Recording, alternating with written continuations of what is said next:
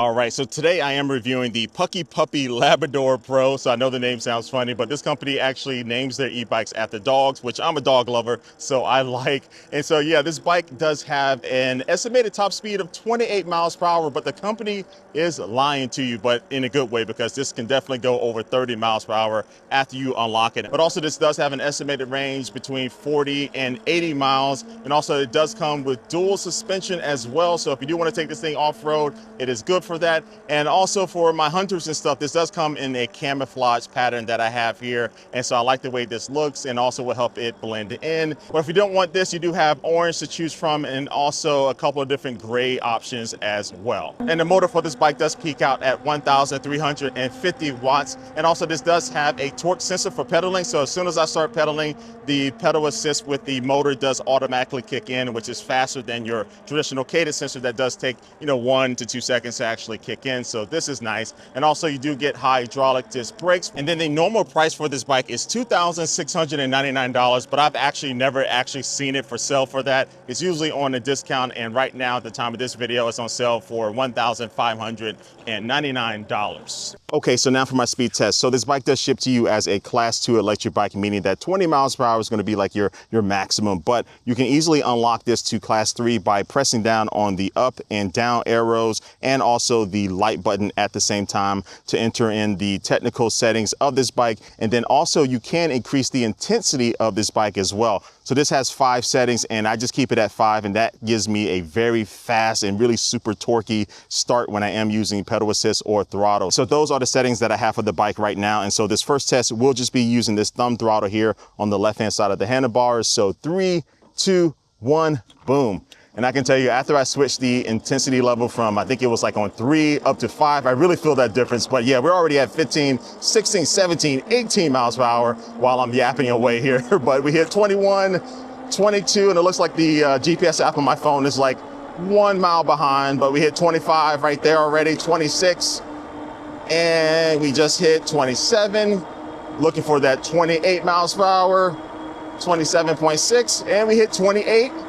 And GPS app is showing 27.4 as the maximum there that I think I got. So yeah, very, very fast takeoff, and also getting that 28 miles per hour is really nice. And now let's just easily use these hydraulic disc brakes on this bike too. So these are definitely going to be really nice and good brakes to be able to get to a stop. All right, so now for my pedal assist test. So this bike does have a torque sensor, which is going to be way better than your traditional cadence sensors. So that means that as soon as I start pedaling, the pedal assist and the motor function should kick in right away. So 3, 2, 1, boom.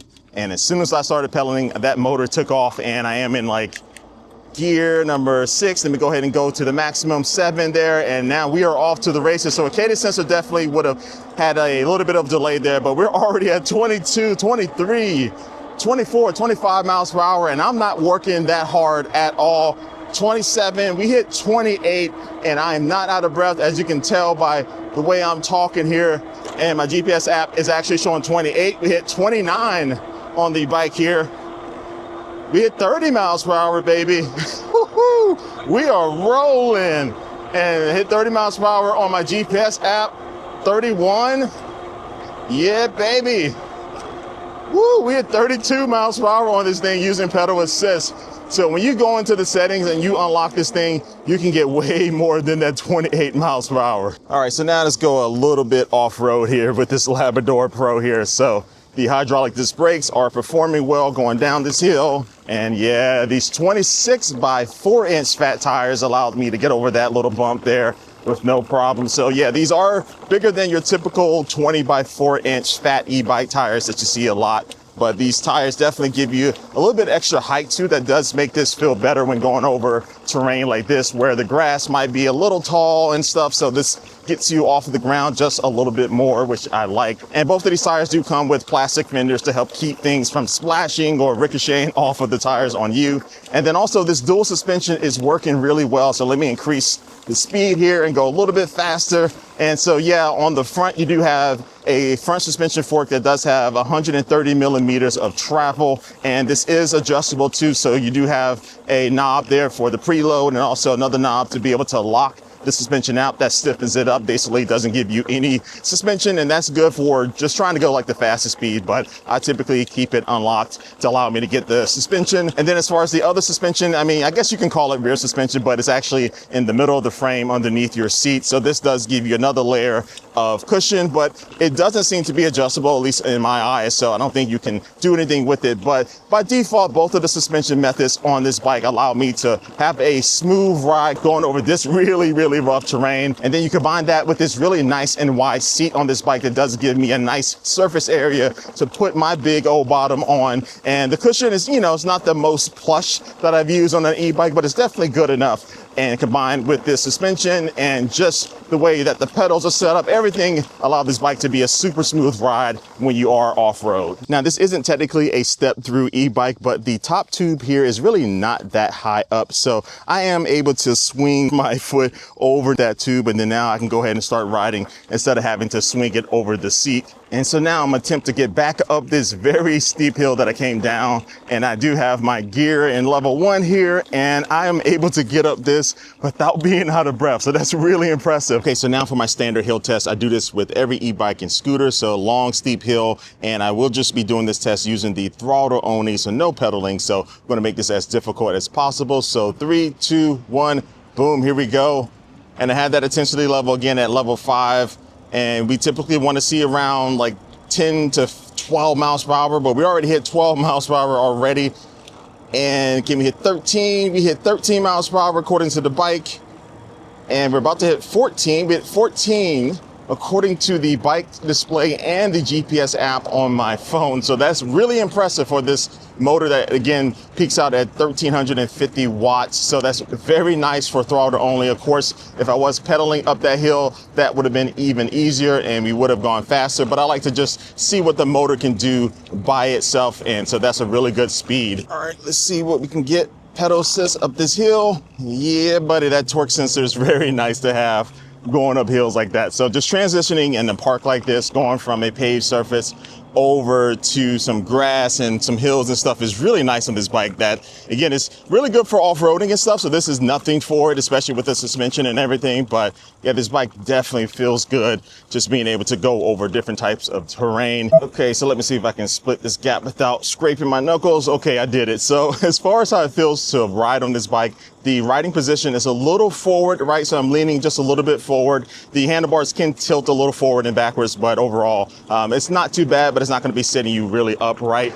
And this bike itself weighs around between 84 and 85 pounds itself. So definitely not the lightest bike on the market, but for this size and the 26 by 4 inch fat tires and something that's made for going off-road and stuff, that weight isn't too bad for this category. But at the end of the day, this bike is also still really good just to ride in the street as well. With this very fast acceleration, I feel like I am able to, you know, keep up with traffic once that light turns green, and being able to get up to 28 miles per hour is definitely something that's, you know, good for riding around in a city environment. Now, because this bike really isn't city focused, you don't have like any turn signals or anything. So you do have to use your hand signals and stuff when you are wanting to make a turn. But again, you still do get that brake light that does light up when you are braking to help people behind you to know what you're about to do. All right, so let's talk about range. So this bike does come with a 48 volt, 20 amp hour battery that is removable. So use one of the 2 keys that does come with this in the box. And then now you can take the battery out and take it inside if you want to charge it,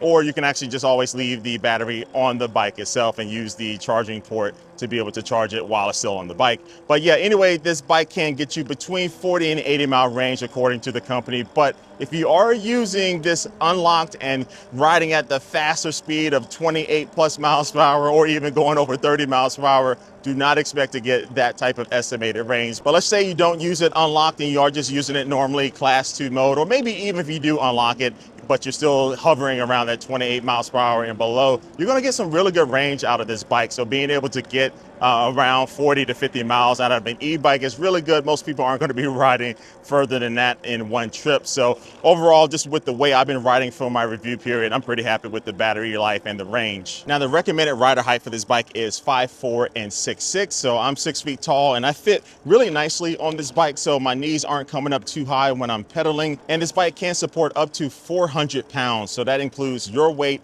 and anything that you might be carrying on this bike. So this bike does have a rear rack, so you'll be able to actually just strap something onto that if you wanted to, or you can attach like a bag or a basket.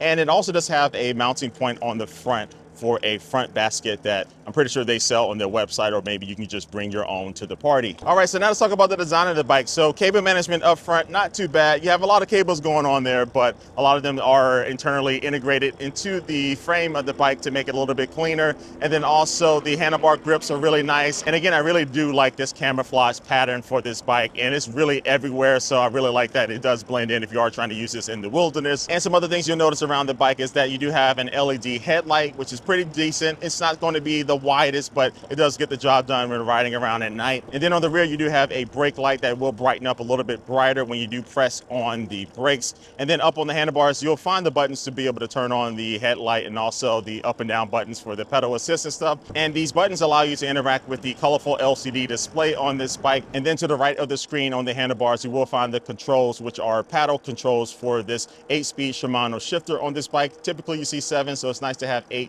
to be able to have a little bit more range to go up and down between. All right, so look, overall, I like this Labrador Pro. I can't get enough of saying the name. They had me at dog names, to be honest with you. But yeah, being able to go over 30 miles per hour, more than what they even advertise, is a very nice kind of bonus. So I don't know why they don't advertise it on the website, maybe for legal reasons, but definitely being able to do that is a nice thing. And I've seen other reviews, so this isn't a fluke. So I'm really liking that speed, really good range, great build quality as well. The look of the bike looks good too. And then you throw in the torque sensor, you also throw in the dual suspension, really solid all around bike. You know, if you want to nitpick, maybe having turn signals would be nice to have, and maybe an adjustable, you know, rear, or that, you know, suspension that sits in the middle of the frame of the bike. But outside of those things, honestly, this bike is just really solid all around for the price tag. The normal price, you know, it's gonna be a little bit more of a tougher sell at that price range, but for this sell price, it's a really good, easy bike to recommend. So I'll drop a link down below in the description of this video that will take you to the product page for this bike. And it might be an affiliate link, and if it is, it does help support this channel if you do use that, so I do appreciate that. But drop a comment down below and let me know what you think about this Labrador Pro, and also what you think about the name of the bike. But anyway, thanks for watching this video, and I will catch you later. Peace.